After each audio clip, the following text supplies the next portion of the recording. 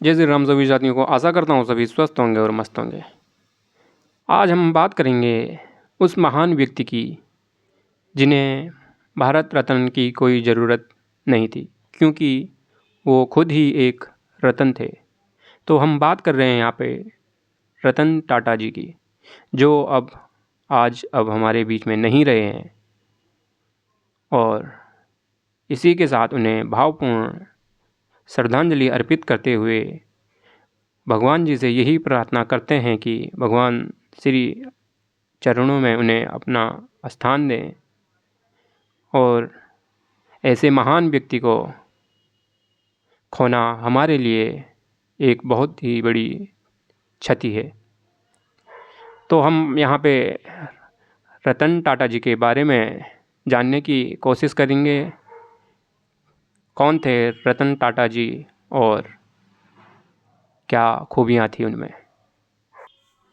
तो जैसे कि साथियों आप मेरा लैपटॉप का स्क्रीन देख पा रहे होंगे, हम बात करेंगे यहाँ पे रतन टाटा जी की, जो अपने जीवन में बहुत ही विनम्रता और समाज सेवा से भारतीय उद्योग को नई ऊंचाई पर पहुंचा रहे थे। आज हमने उस व्यक्ति को खो दिया है, जो कि हमारे लिए एक बहुत ही क्षति का विषय है। वहीं पे रतन जी की जीवन और शिक्षा की बात की जाए, रतन जी का नाम रतन नवल टाटा था, जिनका जन्म 28 दिसंबर 1937 को मुंबई में हुआ था और 9 अक्टूबर 2024 को वो गंभीर बीमारी के चलते हुए उनका देहांत हो चुका है।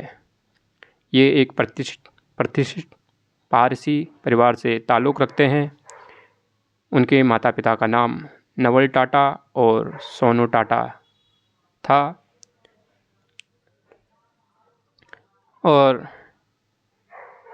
उनके माता पिता के बीच तलाक होने की वजह से 10 साल के जब वो थे, तो रतन टाटा और उनके जो भाई थे उनकी परवरिश उनकी दादी जी नवाब बाई टाटा के द्वारा की गई।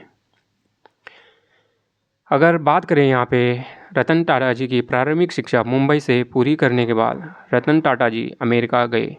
उन्होंने कॉर्नेल यूनिवर्सिटी से आर्किटेक्चर में डिग्री हासिल की और उसके बाद वे हार्वर्ड बिजनेस स्कूल में एडवांस मैनेजमेंट प्रोग्राम पूरा किया।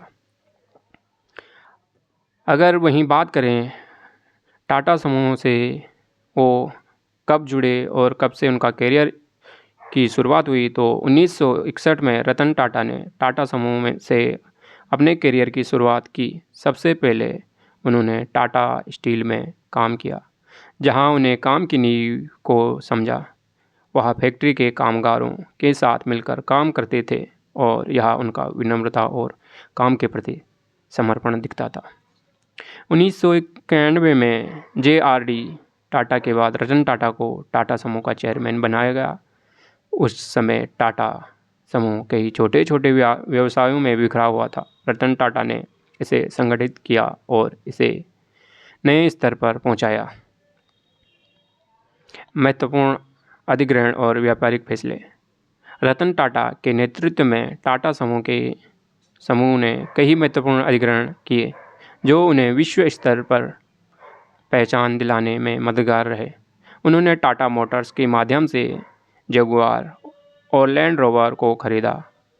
टाटा स्टील के माध्यम से कोरस ग्रुप का अधिग्रहण किया। साथ ही टाटा टी ने टेटली को खरीदा, जिससे टाटा समूह अंतर्राष्ट्रीय स्तर पर विस्तार कर चुका था।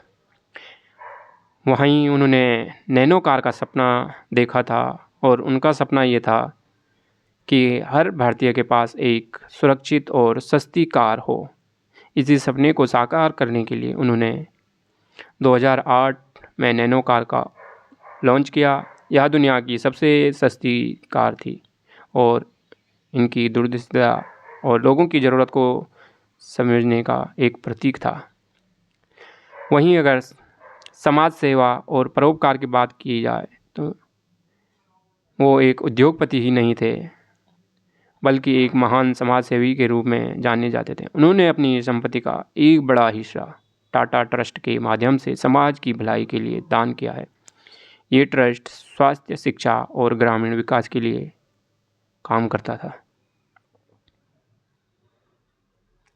रतन टाटा जी मानते थे कि एक कंपनी का असली उद्देश्य सिर्फ मुनाफा कमाना नहीं है, बल्कि समाज के प्रति जिम्मेदारी निभाना है।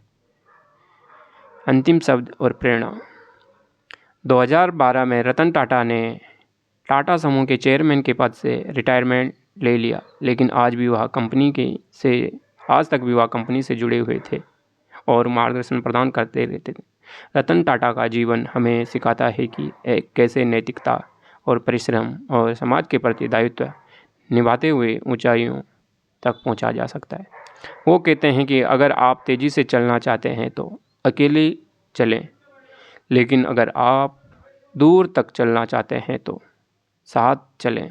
रतन टाटा ने इसी बात को अपने जीवन में पूरी तरह से अपनाया और हमें एक सच्चा मार्गदर्शक बनने की प्रेरणा दी। तो दोस्तों, ये थी रतन टाटा की कहानी। ये थे एक सच्चे लीडर, समाज सेवी और हम सभी के प्रेरणा स्रोत जो हम आज खो चुके हैं। एक बार फिर से हम टाटा जी को भावपूर्ण श्रद्धांजलि अर्पित करते हुए, उनके चरणों में प्रणाम करते हुए भगवान से यही प्रार्थना करते हैं, भगवान श्री अपने चरणों में स्थान दें और ऐसे महान व्यक्ति को किसी परोपकार के लिए फिर से हमारे साथ या हमारे सहायता के लिए भेजें। इसी के साथ धन्यवाद। जय श्री राम।